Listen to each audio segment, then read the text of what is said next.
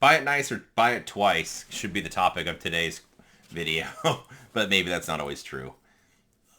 Well, starting January, tax stamps will be free, or there won't be the $200 tax stamp for suppressors. And I've already had a few conversations with friends, guys thinking about getting one that haven't previously had one. So I want to give you some perspective since I've had them for, I don't know, a little bit now, some experience, tried a variety of different ones, and I don't know, try to save you some lessons learned. So the buy it nice or buy it twice part is for sure a thing. I already had a friend of mine's like, well, I want a suppressor, but I don't want to spend big money on it. So looking at getting kind of one of the inexpensive ones. I'll just talk through 9 mil cans first. So this is the first 9 mil can I got. This one's from Silencer Co. It's called an Omega 9K. I think it's kind of one of the OGs as far as 9 millimeter suppressors go. This one has a tri-lug currently fitted on it. It lives on the MP Fizzle most of the time. But I also have a booster, and I can fit this on my threaded 4-inch Walther PDP. So, on the MP5, it's not a big deal, and it works great. You don't really notice a ton. However, when you put this bad boy on a pistol, weight starts to become an issue, and when you hold these two side by side, this one's stainless, this one's titanium. It's like, I mean, I can tell a difference, and I don't know if it's a third heavier. I could pull up the exact numbers and tell you, but you look at the numbers wise, the titanium one is noticeably lighter. But is it worth 100 or 200 bucks more? I'm like, well, this is kind of still the OG. I'll get this one. So, in using this thing, especially on a pistol, I will tell you it's fine and it does the job great. It's just more clunky. It doesn't feel as balanced. Then my friend Jason had one of these first, so I tried it. Then I had to buy one. This one's a Spectre 9, also a Silencer Co. 9 millimeter can. This one is titanium, and you can barely even tell you have it on the pistol. Just as far as maneuverability, shooting multiple targets, carrying it, it just feels better in every possible way for shooting it, target transitions, carrying the gun around. This one still does the same job. It's just heavier, and it's made out of stainless steel. So it's like, well, for a couple extra $100, is that worth it? Yes or no? I'll make the argument yes. For suppressors, you should just get the better one because I think you get a way better experience in a lot of ways. This I like having them both, and it's fine because this one on the MP5 it works fine. But if I had two of these, that'd maybe be a little bit better than having the stainless can. Even though this does look cool on the MP5. Just saying. So then we'll switch gears and talk about rifle cans because I feel like 5.56 cans are where most people are interested. This one definitely gets some reactions from people. This is the Surefire RC3. It is one of the more expensive cans in the market, around $1,600, somewhere in there. And I was recently having a conversation with a friend who was interested in just getting, I won't even throw it, but just a lesser name brand. You get one for $600, so maybe a third of the price in a 5.56, but it's not flow through, it's heavier, it's stainless, whatever. All these kind of factors. And I will say the user experience is a way different. For especially 5.56 cans, the flow through anymore is a requirement. I'm not really interested in having anything that's not. The reason being, well, kind of like just explaining it for dummies. This can has vents in the front of it, and basically what's happening when you shoot is all the garbage, the unburnt powder and stuff, goes out the muzzle end of the rifle compared to having all that stuff cycled back through the action, which will dry out the gun. It'll make you lubricate it more, and it gets dirtier faster. I'm not going to say any gun with a suppressor, this has still some amount of back pressure. You're going to still have some amount of unburnt powder to clean or a gun to relube, but the user experience is way, way, way better with a flow-through can than a non. So, yes, this is probably twice the money, or maybe even 3 times compared to some of the really inexpensive ones you can get.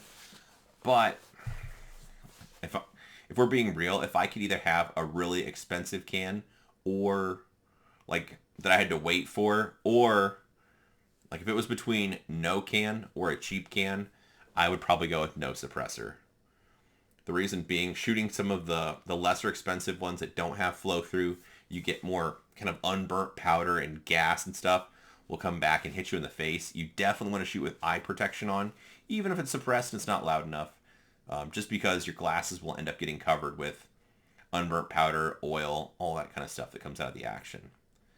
So the user experience with a non-flow through can is just not something that I really enjoy or want to do. Oftentimes, like I'll try very hard to be nice, but I'll be, if I'm, shooting rifles, but hey, try my can and what is it? It's this, and it's not flow through. Shooting a half a dozen rounds or so, I'll usually be like, oh, it's nice, or oh, it's not for me, or oh, I like the flow through, whatever, and then safe and hand it back because I won't even want to finish a magazine through those normally just because of the user experience. So for suppressors, I do think it's something that you should spend more money on or wait to get more of a premium one. For guns itself, getting a price point gun doesn't really hurt you that much. Well, I just happen to have this one in front of me. I'm not saying the way this gun's set up is price point, but a polymer framed M&P or a Poly Walther PDP or a Glock. It's like, I'm not saying they're no money, but let's say a Glock 47 that you get for around 600, maybe 650 bucks is half the money of a Walther steel frame, which would be 15 or 1600 bucks. Now, the question is that steel frame Walther twice the gun that a PDP or a Glock 47 is? I don't know. I don't think it is, honestly. Do I like it better, or might you like it better? Sure. But is it twice the gun? I'll do that video for another day, but I don't think it's twice the gun. It might be nicer. There might be some features you like, but not twice the product. However, I'll make the argument, especially for 5.56 suppressors, this is, if like this, let's say this is twice the price of whatever non-flow through can. If this is twice the price, it'll be twice the experience. It'll be twice as good to me because of the flow through. With this one specifically, the Surefire, you also have the ecosystem of the muzzle devices. Sometimes it makes people angry, but I think they have the best muzzle devices. The way the SOCOM series works, well, not to bore you, but there's basically a little pin on the back that you can index with the bottom of the muzzle device, push it on, it kind of snaps in place, or you can push it on off center, turn it until it drops in place. Then this little collar with a little button you press, it kind of ratchets down. It's a good experience. They lock in place. It's very positive. Like it all makes sense. It's secure. It doesn't back off. Whatever. That is twice the product of something that's half the price, but direct threads on your gun, or there's no locking device. It kind of threads on, and you have to check it to make sure it doesn't back off or it's not flow through. So you end up getting hit with unburnt powder and that kind of stuff in the face. So tying it back to 9mm cans, is this one, I won't say the titanium can is twice the can that this stainless steel one is, but I'll say in a blind taste test, if you had people try them both, everyone is going to like the titanium can better between these two, just because of how much more wieldy it is, and it doesn't feel like it's a big weight hanging off the end of your pistol.